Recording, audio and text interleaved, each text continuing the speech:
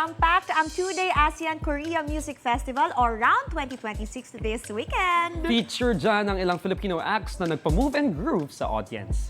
Yan ang unang chika ni Athena Imperial. More than a competition, tinitingnan daw ni Jeremy ng P-pop boy group Horizon ang pagsali niya sa Stars on the Floor na training ground to improve his dancing skills. Napakita namin at Shanti na kakaiba. Kaya namin kahit maging femme, ako, especially ako lalaki, naging babae talaga ako doon. Nag-commit talaga ako into that character. Lagi ko lang po nilook forward na comment is yung kay Coach Shebe.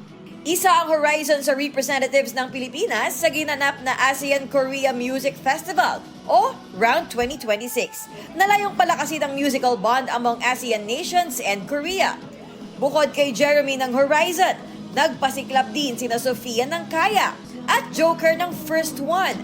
Ito ang unang pagkakataong ginanap sa Pilipinas ang international musical event. At isa sa hosts ang kapusong artist na si Gabby Garcia.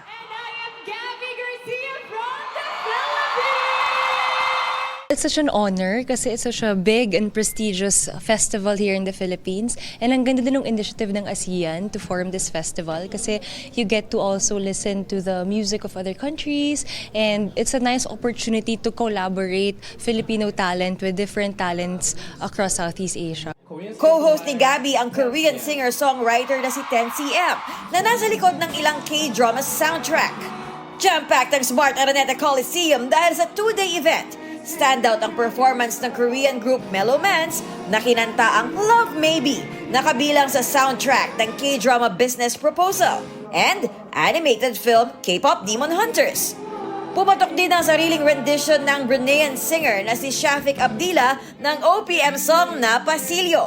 Hindi rin nagpahuli ang Filipino singers, sina TJ Monterde, grupong Cup of Joe at Ben and Ben na sinabayang kumanta ng crowd. Ito ang unang balita, Athena Imperial, GMA News.